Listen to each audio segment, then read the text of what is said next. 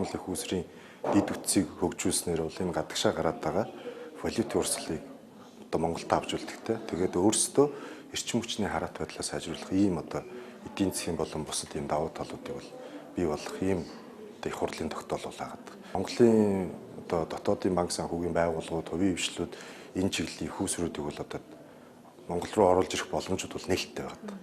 Гэхдээ энийг төр нь өөрөө яаж дэмжих юм, засгийн газар яаж дэмжих юм, ямар төсөл хөтөлбөрүүдийг илүү төлхөө дэмжих юм бэ гэдгийг илүү ойлгомжтой болгож өгч.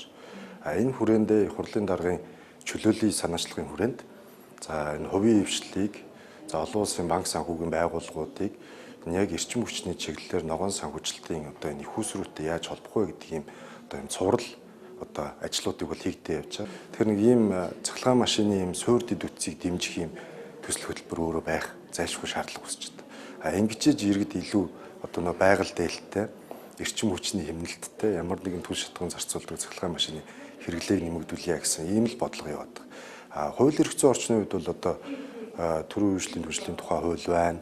За бусад одоо хуулийнхаа хүрээнд хувийн хвшил ямар нэгэн төрлийн санхүүжилтгүйгээр хувийн хвшил өөрөө хийх боломж байгаад байгаа. Энийг одоо гадны одоо хямд их усруудтай холбох ажлыг л одоо төр системтэйгээр зохион байгуулж өгөх ийм ажил бол хүлээгдэж байгаа. Энийг л одоо аль болох одоо их хурлын даргын энэ чөлөөлийн санаачлагын хүрээнд зөв чиглүүлээд өгөх юм бол хувийн хвшил нь өөрөө ямар нэгэн төрлийн оролцоогүйгээр өөрөө энэ төслийг хэрэгжүүлэх боломж бол одоо бүрэн байна л гэж хараад байгаа.